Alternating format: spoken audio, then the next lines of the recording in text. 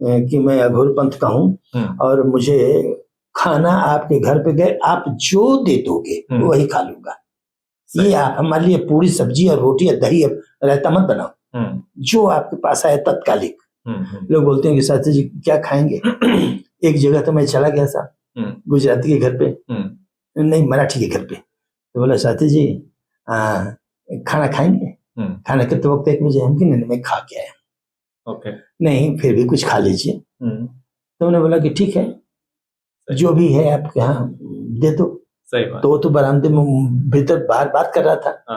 तो उसकी औरत ने पर्दा खींच के उनको बोला इधर आओ इधर आओ, खाने को पूछ रहे, घर में चिकन बना है, घर में चिकन बना है, तुम पर्दे के बाहर उनसे पूछ रहे हो खाना खाओगे क्या? नहीं खा के जाओ खा के जाओ खा के जाओ। उन्होंने हाँ कह दिया। उन्होंने कहा ठीक है जो भी ले आओ, मैंने बोल दिया था। तो वो पर्दे से कह रहे थे कि तो हम कि क्या पर्दे से आप इशारा कर रही हैं, आप बाहर आइए ना। तो आइए नमस्ते नमस्ते। मैंने ये इनसे कहा कि अब खाने को कह रहे हो, घर में तो चिकन बना है। हम तो चिकन ही ले आओ। क्या? अरे हम कि चिकन बना है तो चिकन ही लाओ, 2-4 रोटी ले आओ, 1 कटोरी चिकन लाओ खा लेता हूँ। अरे आप चिकन खाओगे? कोई भी शौक हो सकता है, पंडित लोग कहाँ खाते हैं चिकन वगैरह। हम कहें कि आप चिकन है तो लाओ, हमने ये कहा घर में जो बनाओ, मेरे लिए पूरी सब्जी मत बनाओ, मेहनत मत करो। आप चिकन है वही खा लूंगा क्यों नहीं खाऊंगा। सब लोग खाते हैं। हाँ हम भी खा लेंगे। अरे महाराज साहब आप चिकन खाओगे? क्योंकि यही कहती रह जाओगी कि दोगी, ये बताओ। दिया, खूब खाया, 7-8 रोटी हो बच के चिकन रोटी। ओके। तो मैं चिकन मटन मछली फछली सब खाता हूँ। आप जो दे दोगे खा लूंगा, सीधी बात। मेरे लिए आप कोई भी बाजार में मत जाओ, कुछ मंगाओ मत, कुछ भी बाहर से ऑर्डर मत करो। नहीं है रोटी है, जरा से उस पर नमक लपेट के दे दो ना, चटनी उटनी लपेट के, वही खा लूंगा। सही। अब बाहर कहूंगा कि बहुत अच्छा खाना खाया। तो ये क्या है मतलब इसका कि जो लोग चिकन खाते हैं या फिर जो लोग, ये एक या अघोरी सिर्फ खा सकते नहीं, ये अगर हम बोल देंगे, ये ब्रॉडकास्ट हो रहा होगा तो लोग साधु लोग मेरे पर रंज हो जाएंगे। कि ये साधु क्या बोल रहा है। खाने से क्या होता है संजय जी, आप जो खाओ, यहां से बताया जाता है ना, ब्रेन का यूज करते हैं ना बताने में। हम आपको बताएंगे ब्रेन से, खाने से थोड़ी। लोग बोलते हैं कि खाना खाने वाला, लेकिन ये मैसेज तो बहुत गलत जाएगा ना। क्या कि भाई चिकन आप खाते हो? मैं अघोरी हूँ। अच्छा, मैं अघोरी हूँ, मैं कुछ खा सकता हूँ। अघोरी कुछ भी खा सकता है? हाँ, अघोरियों को खाने के लिए नहीं मना है कि आप क्या खाओगे क्या नहीं खाओगे। जितने अघोरी हैं, पंडित नहीं, सिर्फ पंडित नहीं खा सकते। अघोरी पंडित हो, अघोरी यादव हो, अघोरी राजपूत हो, वो पंथ आपने अपना लिया। अच्छा, तो आप अघोरी पंथ का कोई भी इंसान हो वो कुछ भी खा सकता है? हाँ खा सकता है, खाए या ना खाए उसकी मर्जी। उसकी मर्जी। हाँ, हमारे में ये हमारे गुरुजी ने कहा कि तुम्हें अगर अच्छा लगता है तो खाओ, नहीं अच्छा लगता तो मत खाओ, क्योंकि ये रावण संहिता इसको कहते हैं। जो बीज मंत्र है इसे रावण संहिता कहते हैं। शंकर जी का परम शिष्य रावण जो था ना, वो पहली विद्या वही मिली। अच्छा। रामचंद्र जी जब मारे रावण को, ये तो मालूम है ना। तो लक्ष्मण को भेजा था कि जाओ ज्ञान ले लो कुछ।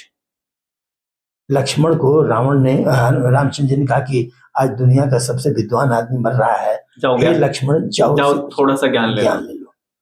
तो बोले लक्ष्मण बोले कि भैया आप जाओगे तो बढ़िया रहेगा ना, आप बड़े हो। नहीं तुम जाओ, तुम्हारे को कुछ सोच के ही तुमको भेज रहा हूं। सही। अब वो मैं बाद में बताऊंगा क्यों। तो गए, पहले सर की ओर खड़े हो गए। जब वो डांटा तो फिर राम के यहाँ आए, बोले को तो डांट रहा है। कहाँ खड़े हो गए? देखे सर की ओर। सर की ओर खड़ा होता है क्या? वो ऊंचे किस्म का ब्राह्मण है, पंडित है, उसके सर की ओर खड़े हो गए। सही बात। रावण को तुम मजाक समझ रहे हो क्या? दुनिया का अति विद्वान रावण ने ही कहा था कि मुझसा पंडित मुझसा योद्धा संसार में और न दूजा है, अपने शिष्यों को काटकर शंकर को मैंने पूजा है। वो साधारण आदमी नहीं है ना। बिल्कुल। उसके पैर की ओर खड़े हो।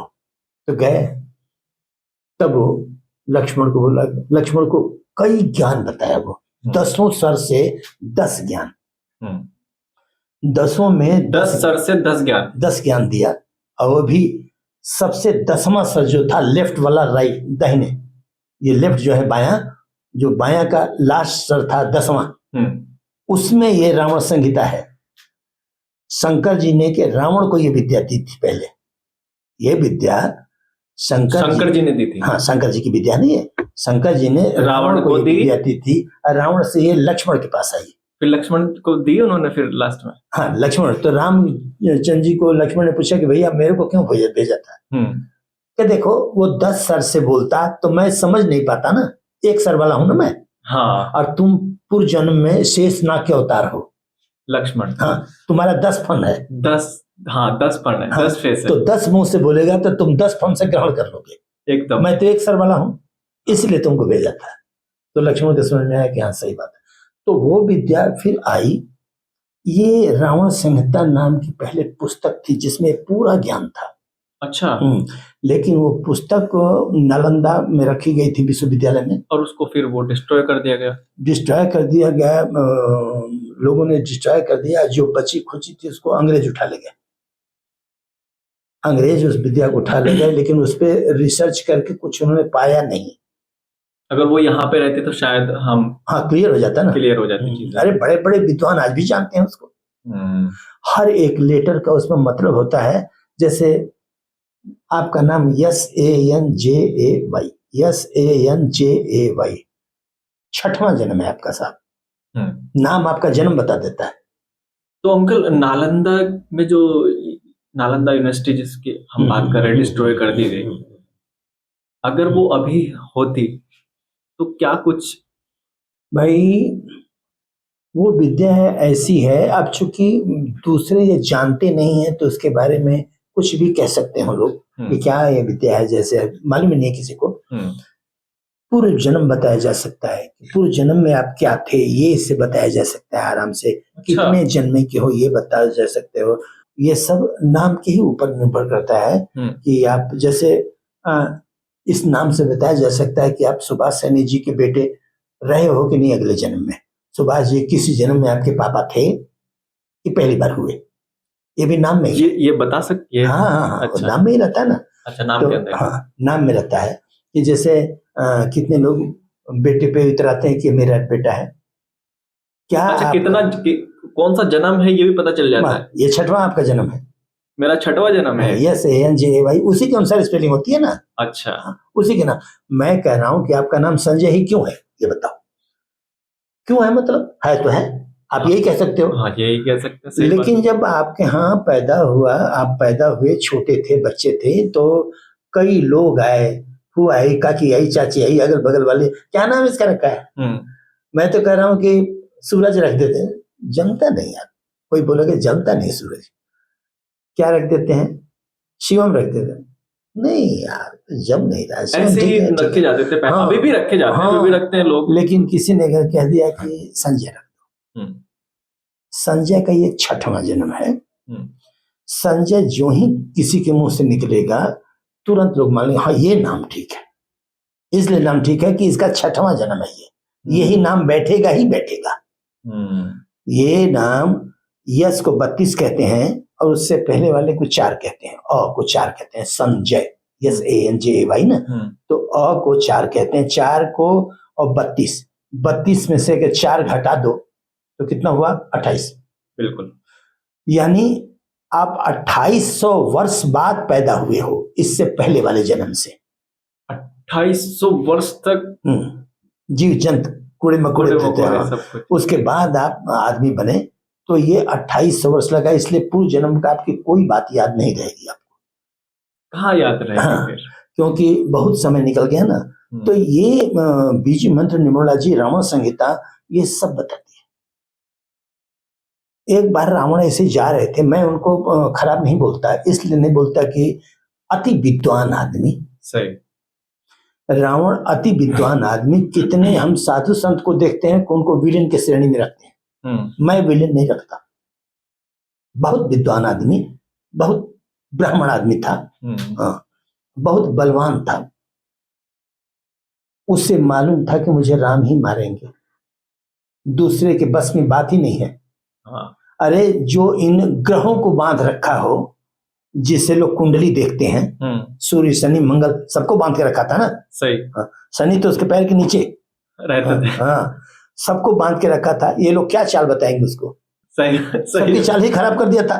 हनुमान जी ने कैसे भी छुड़ाया जाके कि भैया किसी की रीढ़ की हड्डी टूट गई, किसी की क्या हो गया, मतलब बहुत परेशानी में थे लोग ना। हाँ सही बात। तो इन लोगों का ग्रह ही चाल ही खराब कर दिया। अच्छा, एक बात और बता दूं कि दोनों के विद्या में क्या अंतर होता है। रावण में राजा दशरथ के जब 4 बेटे पैदा हुए तो वशिष्ठ ने नाम रखा था। गुरु वशिष्ठ से पंडित ज्ञानी शोध के लकंदरी, खूब चेक करके कुंडली उंडली नाम रखे, राम लक्ष्मण भरत शत्रुघ्न।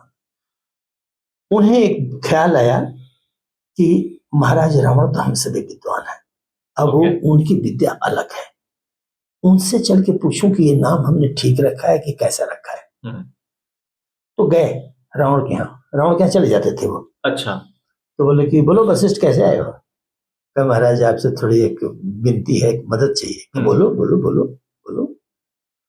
तो क्या, इसलिए कि मैंने राजा दशरथ जी के 4 बेटे हुए पैदा हो, कहाँ मालूम है? मालूम है। और चारों का नाम हमने राम लक्ष्मण भरत शत्रुघ्न रखा है। आप बता सकते हो कैसा नाम है?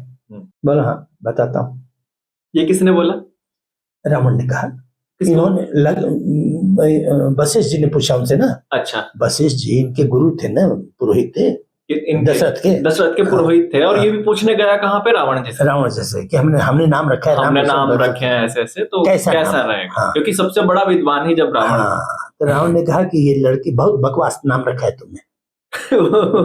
ये लड़के जिंदगी भर चीकू बेर खाएंगे जंगल जंगल में, इन्हें राजगद्दी नहीं मिलेगी, नसीब नहीं है कि कहीं पलंग पे सोए, ये पत्ते पे सोएंगे। वही हुआ। राम को देखो, लक्ष्मण को देखो, भरत को देखो। लेकिन उसको ये भी तो पता चला होगा कि जो नाम राम रखा गया है कि यही मेरी मृत्यु का उन्हें मालूम था कि कौशल्या से जो बेटे राम होंगे, उन्हीं के द्वारा मेरी मुक्ति मिलेगी राम को। तो पहले तो रावण ने कहा, रावण ने सोचा कि पहले तो रावण ये सोचा कि इन्हें पैदा ही ना होने दे। अच्छा। उसके पास दम था। कौशल्या को उठाया, ले जाके समुद्र में रखाया। ये कहाँ पे, कौन सी रामायण है? कौशल्या जी को उठाया, जब शादी नहीं हुई थी मायके से ही उठा लिया वो, और जाके समुद्र में रखा कि जब मैं कहूं तब देना। समुद्र आर्डर के ही गुलाम। ये कौन सी किताब में है? और उसके बाद आया वो दशरथ जी के पास। अच्छा। दशरथ जैसे बोलते कि कुछ जुआ हुआ हो जाए आपस में, कुछ शास्त्रार्थ। जुआ मैंने कोई जुआ खेलना चाहिए, वो लोग खेलते थे पहले, वो खेलना राजाओं का खेल या शास्त्रार्थ कर दो। रावण ने कहा उन्होंने कि दशरथ जी ने कि भाई ब्राह्मण हो, जो कहो वो कर लेते हैं। तो शास्त्रार्थ करते हैं। दशरथ जानती के शास्त्रार्थ में तो विद्वान है। हाँ। दशरथ हार गए। उन्होंने शर्त रख लिया कि भाई अगर हारोगे तो मैं जो मांगूंगा देना पड़ेगा। सही। हाँ। तो बोले कि ठीक है, राजपूत थे, बोले को ठीक है जो कहोगे दे दूंगा। जीत गया रावण। रावण जीत गया। बोले कि दशरथ ने कहा कि बोलो क्या चाहिए। कि मुझे आप अपनी दाहिने जांघ का थोड़ा सा मांस दे दो। कई चीजें हैं, हम आपको प्रमाण देंगे बाद में, कि मुझे दाहिने जांघ का मांस दे दो। अच्छा। दशरथ ने बोला दाहिने जांघ का मांस क्या करेगा? कल ले ले बाबा। भाई उनके जमाने में तो बड़े बड़े दानी रहे हैं राजा दशरथ के जमाने में। सही। तो ले ले, थोड़ा सा मांस तो चाहिए। कहते हैं कि दाहिने जांघ में उसने इतना मांस का टुकड़ा निकाला, जैसे पनीर में से निकालते हैं लोग, और एक नस को वहीं बांध दी। अच्छा। और फिर मांस का टुकड़ा लगा के पट्टी बांध दी, और हो गया मेरा। कि तुमने तो मांस लिया ही नहीं, क्या मांस काट दिया तो ले लिया, क्या करूंगा लेके, सड़े करेगा उसमें रहने दो। यानी कि उसी समय रावण की नसबंदी कर दी,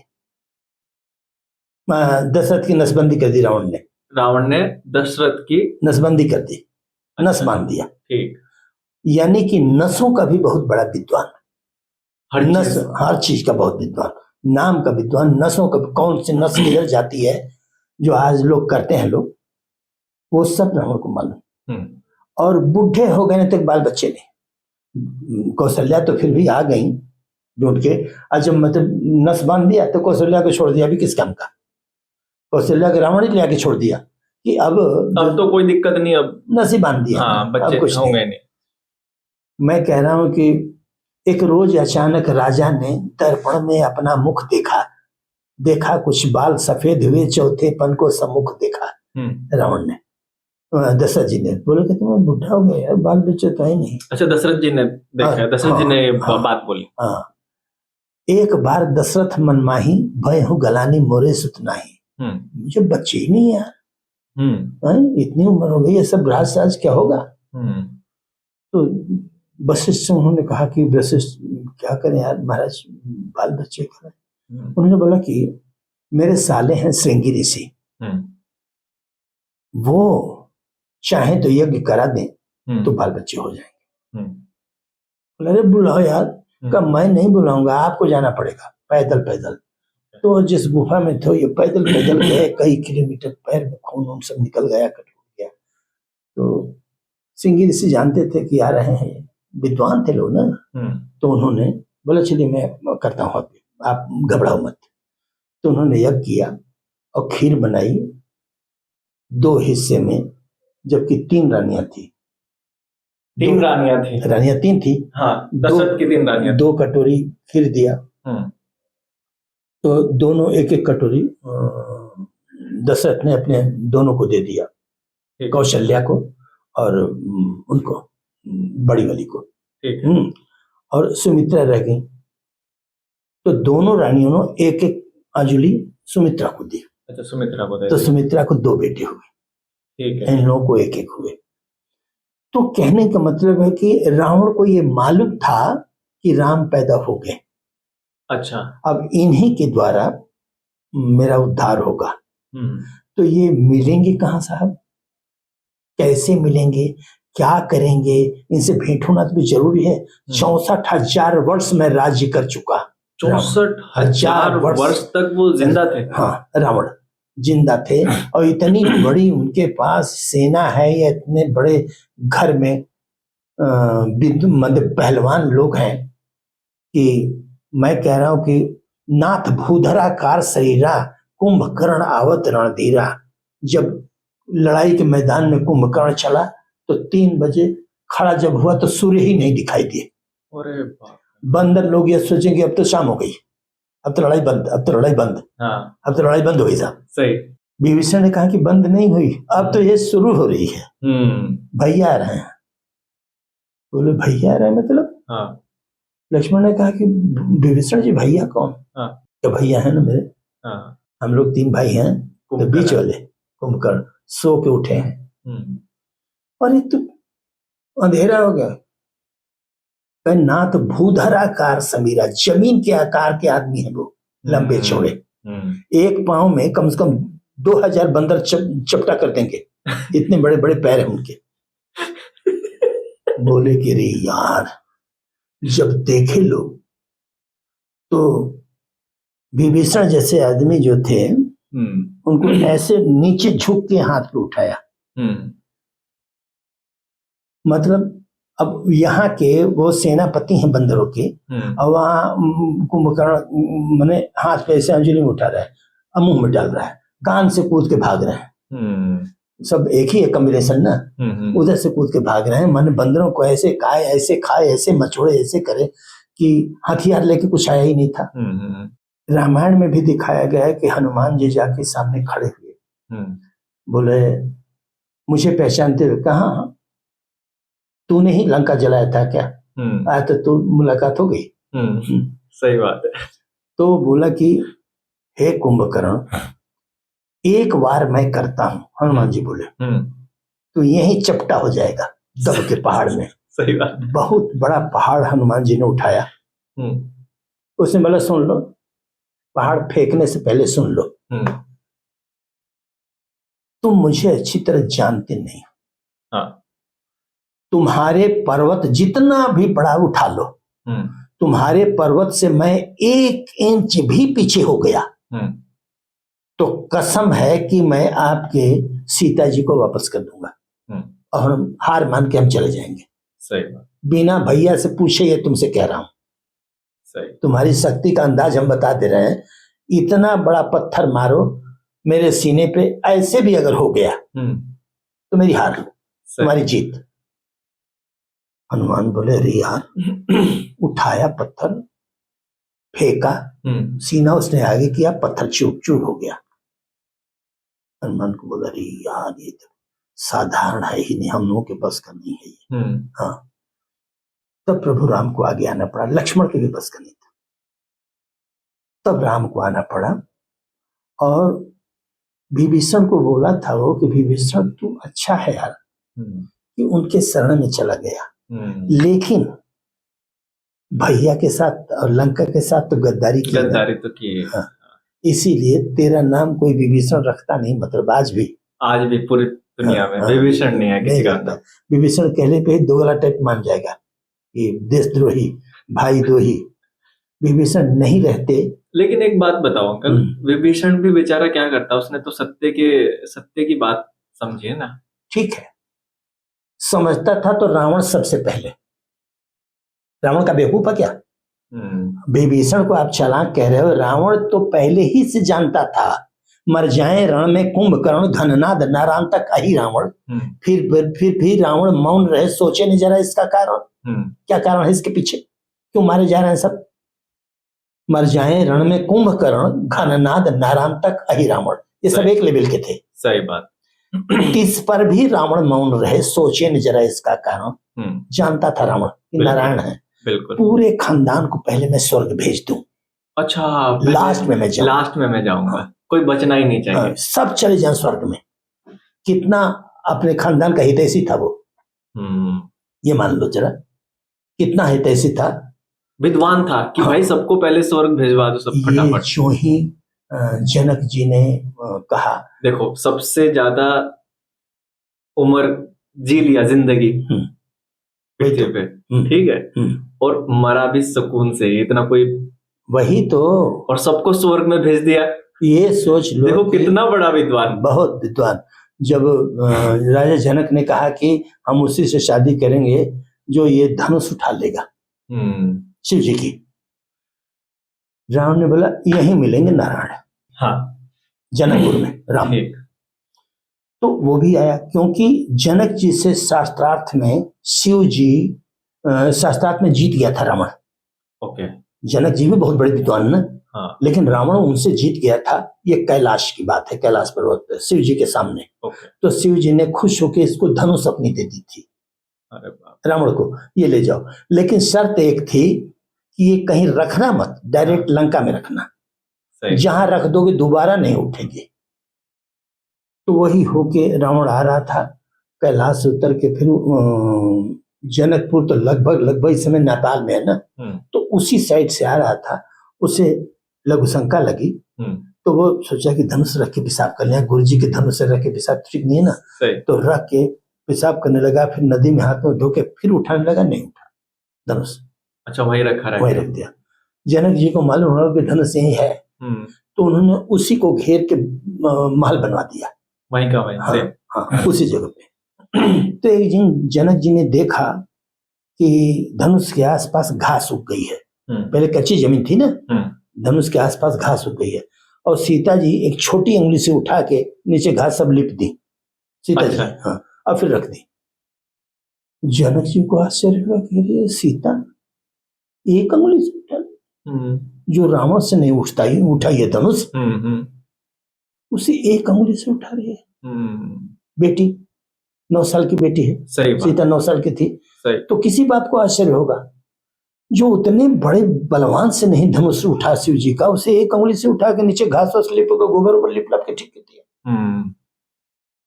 उन्हें बड़ा झटका लगा, बोले अब इस लड़की की तो शादी उससे करूंगा जो इस धनुष की प्रत्यंशा तान देगा, उठा देगा कोई लड़का, उसी से शादी करूंगा। सही बात।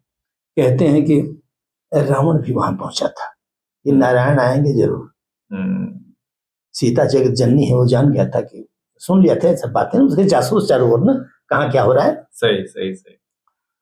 कहते हैं कि जनक में पुर में रावण पहुंचा, जितने राजा लोग थे, जिसके सामने निकल जाए सब खड़ा होकर प्रणाम।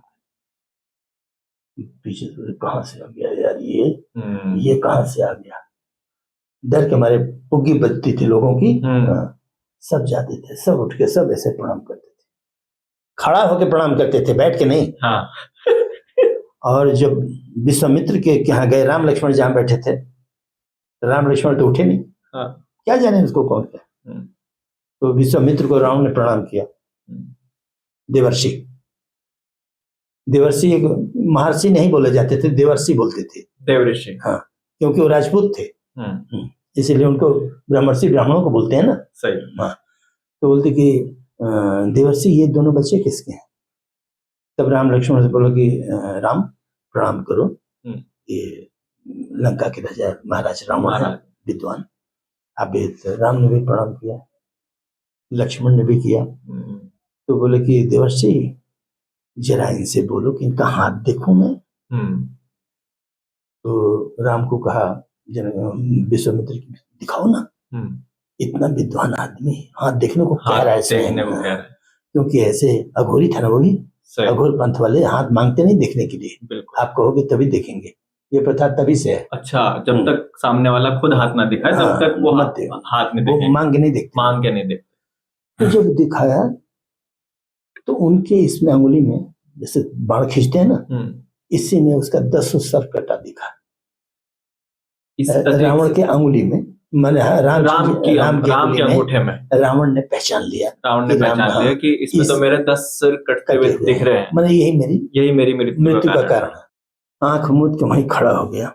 अब जैसे कहते हैं कि उस समय भी टेलीपैथी, मैंने आपको फोन की कोई जरूरत नहीं, आप वहां खड़े हो, हम खड़े, आप भी चुप हम भी चुप, लेकिन बात कर रहे हैं सही मस्तिष्क से, अंदर अंदर। बोले प्रभु मैं आपका दास, प्रभु मैं आपको पहचान गया हूं, और मैं ये चाहता हूं कि मुझे आशीर्वाद दीजिए कि आपके द्वारा मेरे पूरे खानदान का वध हो, आप ही सबको स्वर्ग भेजें। हाँ। और दूसरे किसी के बस का है नहीं। सही बात। तो आपसे ये विनती करता हूं कि आप ये काम करें। हाँ ठीक है, ये मस्त ऐसे ही प्रभु ऐसा आदेश दें। अब मैं कितना भी अगर आपको कहूं, फिर भी आप से हमारी दुश्मनी बरकरार रहे, नहीं तो आप भूल जाओगे ना। बोला ठीक है प्रभु, माता के दर्शन कर लो। बोले कर लो, कर लो, तो कुछ इसके लिए ऊंच नीच भी बोलूंगा तो माफ करना। कहा हाँ ठीक है, मन हो गया। तो बोलो कि जनक मुझे निमंत्रण नहीं दिया तूने। करे बिना निमंत्रण के तो आ गए महाराज। हाँ सही। ये धनुष से सड़ी हुई अभी तोड़ता हूँ, ये मेरी ही धनुष है ना। हाँ। धरी तो आप ही की है, क्या अभी तोड़ता हूँ, सीता को बाहर निकालो जयमाल लेके। सीता जी से टेलीपैथी में राम ने ही कह दिया था कि आ जाना बाहर, दर्शन करना चाह रहा है वो। सीता जी भी माला लेके आ गई, प्रणाम किया और निकल लिया। वो जानता था कि मुझसे कहाँ उठेगा, मुझे धनुष तो उठेगी। रावण वाकई में आया था वहां पे। हाँ, दशरथ ने भी कहा ना, रावण और बाणासुर, उसके बुआ का लड़का, रावण बाणासुर से योद्धा हारे जब धनुष उठाने में, तो समय नष्ट क्यों करते हो बच्चों से खेल कराने में। बोले थे ना, हे देश देश के राजागण, हम कहें कहे किसे कहें बलशाली हो, हमको तो ये विश्वास हुआ कि पृथ्वी वीरों से खाली है। अरे बाप, उठाऊं तात निज निज गृह जाऊं, जाओ जाओ, लिखा न विधि वैदेही विवाह हो, लिखा ही नहीं है भाग्य में। सही बात, कुमारी ही लड़की रहेगी, ऐसा ही लगता है। तब लक्ष्मण ने कहा कि तमीज से बोलो जरा, हम लोग रघुवंशी इधर ही हैं, तब तक ये सब बोलने लगे। ऐसे लेकिन नचा दूंगा धनुष को, लेकिन भैया हैं, भैया के आगे नहीं करूंगा। तब कहा विश्वामित्र ने कि जाओ जनक जी बहुत परेशान है, जाओ। तो उन्होंने तोड़ दिया। तो ये सब चीजें घटना रावण को मालूम थी कि कैसे कैसे होगा। रावण में ये पहले ही से तय था। बिल्कुल, ये पूरा को पूरा एक प्री प्लान पहले से ही तय था। हाँ, सीता जी को आपको जंगल में जाना है, वहां से वो ले जाएगा, ये सब तय है पहले। कैसे सीता जी जाएंगी साहब? सीता जी की लंका में क्या है, कोई रिश्तेदारी थोड़ी है। लेकिन बोल दिया कि माता को वही बोल दिया था कि माता को जरा सा हम लंका भी दिखाएंगे कि मेरी कैसी लंका है। बोला ठीक है। तो उसके मरण तक की वो सारी कहानी थी। हाँ, वहीं तक था बस। तब वहीं से। और दूसरी बात लोग कहते हैं कि उठा के ले गया, टांग के ले गया, ऐसा कुछ भी नहीं। पुष्पक विमान उसी के पास था, राम के पास भी नहीं था, विश्व में और किसी के पास भी नहीं था। कुबेर का था, रावण का भाई, उसने ले लिया था, जबरदस्ती छीन लिया था। कहते हैं कितने भी रहो, एक सीट उसमें खाली ही रहती थी। अच्छा, पूरा गांव भर लो तो भी एक सीट खाली रहे। हाँ, कितने भी आदमी, पूरी बारात चले जाए, पूरी सेना तो भी एक सीट खाली रहेगी। हाँ, अरे ये तो बहुत कमाल की बात है। वो उसको पुष्पक विमान कहते हैं। और उस समय उड़ने वाला वही विमान रावण के पास में था। रावण के पास सोने का था, वो भी गोल्ड का, हीरे वीरे चढ़े हुए, बिल्कुल एकदम चमकता हुआ। तो सीता जी को लेने के लिए वही विमान लाया था वो। और सीता जी को माई बोला था, माई, क्योंकि सीता जी बिहार की थी। तो हम लोग यूपी बिहार में माता को माई बोलते हैं। बिहार की थी सीता? हाँ, सीता जी बिहार में, सीतामढ़ी बिहार में है, पटना से करीब 100-150 किलोमीटर उत्तर सीतामढ़ी है। कौन से कोई गांव अभी है उनका? सीतामढ़ी नाम है उनके गांव का। सीतामढ़ी। हाँ। लेकिन असली तो नेपाल में है वो, लेकिन सीतामढ़ी जो सीता जी का गांव था उस समय, वो बिहार में है, पटना से 150 किलोमीटर उत्तर साइड। मैं गया हूँ वहां बारात में। अच्छा, गए हो आप? सीतामढ़ी गया हूँ। तो किसी काम से गए होंगे? बारात में किसी की? हाँ, सीतामढ़ी। इस समय जो सीतामढ़ी, वहाँ के लोग बात करते हैं कुछ आज भी? भोजपुरी बोलते हैं सब। हाँ, है तो वहाँ के लोग तभी के लेके अभी तक थोड़ी जिंदा है। कुछ तो पीढ़ी आ जाती है ना, एक पीढ़ी उसके बाद पीढ़ी, उसके बाद पीढ़ी, उसके बाद पीढ़ी। तो सीतामढ़ी तभी से तो नाम पड़ा है, वही मंदिर है, मठ है, महंत है, सब है। ओके। तो रामचंद्र सीता जी से जब भीख मांगने आया था तो बोला, हे माई मेरे को भिक्षा दे, क्योंकि भोजपुरी में माई बने माता। हाँ, मराठी में माई के मतलब आई। बिल्कुल। और मम्मी हो गई, मैंने अलग अलग भाषा हो गई, लेकिन माई इसलिए बोल दिया कि सीता समझ जाए कि माता मेरे को बोल रहा है। हे माई मेरे को भिक्षा दे, मर्तबा रहे आला तेरा, भूखे को थोड़ा भोजन दे, हो तो सदा बोल बाला तेरा। तो माई कहने पर कौन माई अपने बेटे के लिए बाहर नहीं आ जाएगी? कोई भी आ जाएगी। मेरा बेटा, लक्ष्मण ने चलो खींच रखा था रेखा, लक्ष्मण रेखा, फिर भी माई कहने के बाद बाहर निकल आई। ऐसी कौन माई है? हम तो देखते हैं कि बेटा अगर मुझे भूखा है, हर माँ दौड़ जाएगी खाना देने। बेटा प्यासा है, चाहे वो कहीं भी हो, तुरंत चली जाएगी। सही। यही सोच के सीता बाहर चली गई। अब वो उठाया, अब पुष्पक विमान में रख दिया। पुष्पक विमान में रखने के बाद वहां पे अशोक वाटिका में रखा साहब। वहां पे नीयत खराब रहती तो महल में लेके होता, अपने निवास में।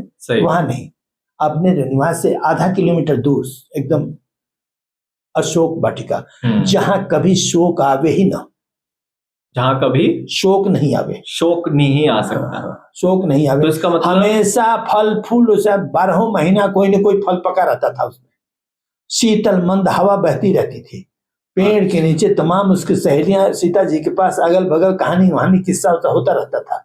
मैंने मतलब दिन की तरह एकदम, मैंने लंका का सबसे पवित्र जगह अशोक वाटिका।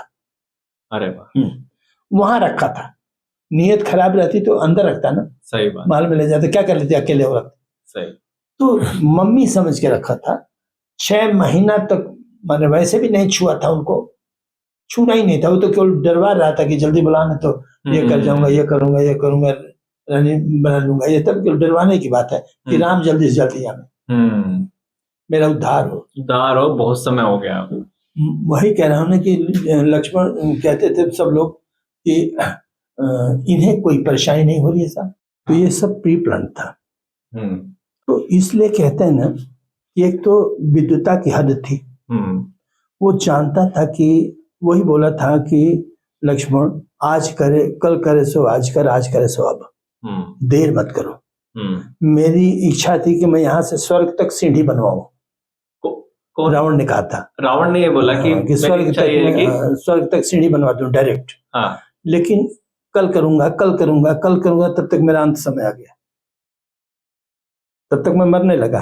सही, तो कोई भी चीज को जब करना है तो जल्दी करो, एकदम तुरंत, देरी नहीं होनी चाहिए किसी भी काम में। अच्छे काम को जितना ही जल्दी कर डालो अच्छा है, और बुरे काम को जितना ज्यादा ही टालो अच्छा है।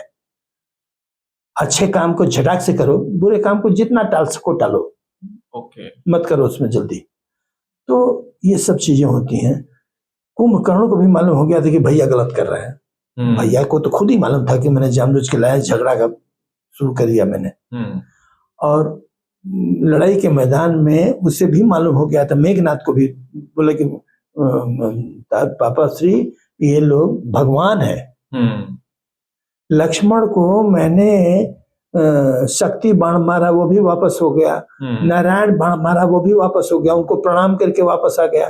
उनको मैंने ब्रह्मास्त्र मारा, वो भी प्रणाम करके वापस आया। सही बात, वो भगवान है लोग। बोला तू डरपोक है, घर में चूड़ी पहन के बैठ। किसने बोला? रावण ने कहा चूड़ी पहन के बैठ, तेरे बस का नहीं है। तो फिर गुस्से में चला गया, तब जाके मारा गया। वो जानता था कि ये मारा जाए। वो तो उसको पता ही था कि ये अगर छुप के बैठेगा और ऐसी बातें करेगा तो फिर लड़ने नहीं जाएगा। हाँ, तो इसको लड़ाओ किसी भी तरह। किसी से लड़ाओ और खत्म कराओ।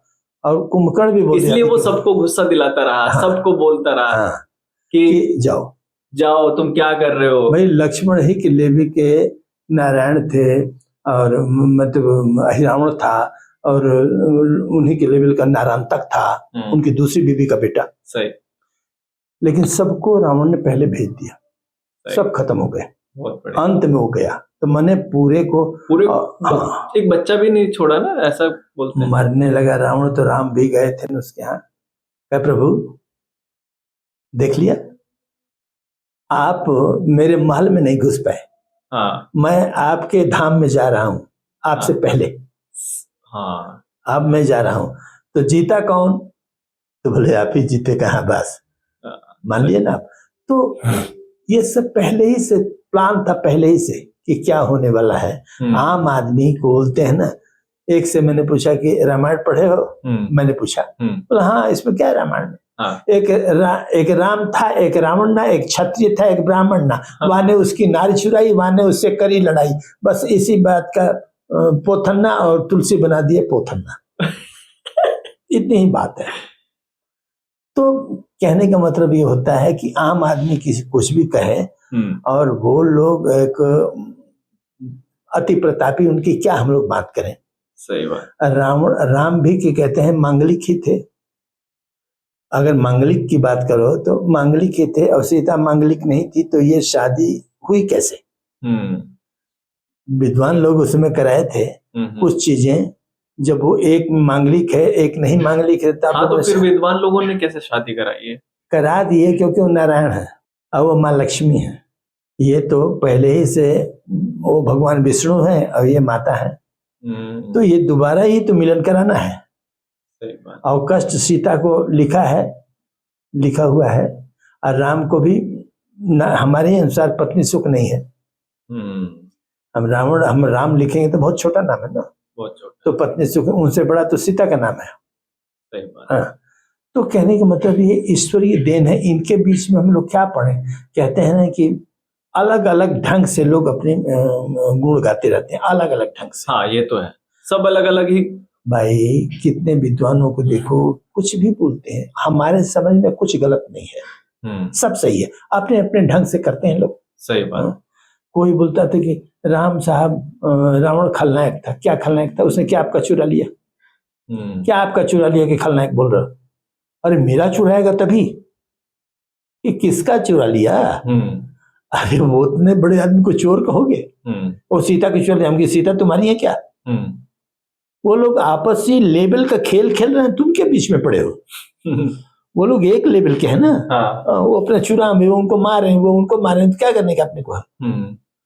तो ये बातें आम आदमी के बस की नहीं है, ये ऊंचे लेवल की बातें हैं। ये विद्या पे आते हैं कि ये रावण के द्वारा राम ने शंकर जी ने रावण को दिया था खुश होके, और ये विद्या रावण ने फिर लक्ष्मण को दिया, और लक्ष्मण से धीरे धीरे आम आदमी में आई, और उसके बाद इसकी विद्वानों ने किताब लिखी, और उसके बाद वो किताब कुछ जला दी गई, कुछ मतलब आज के जमाने में नहीं है, बिल्कुल ही जला दी थी। अब जो रावण संहिता किताब कभी आपको मिल भी जाएगी तो एकदम नकली टाइप, उसमें कौआ बाएं से दाहिने जाता है तो क्या मतलब, बाएं से दाहिने से बाएं आता है तो क्या मतलब, सियार आपका रास्ता काटता है तो क्या मतलब, दाहिने से काटता है तो बाएं से काटता है तो क्या मतलब।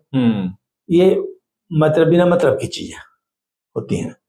सियार के काटने से क्या होता है, रावण संहिता में इसका कोई वर्णन नहीं है।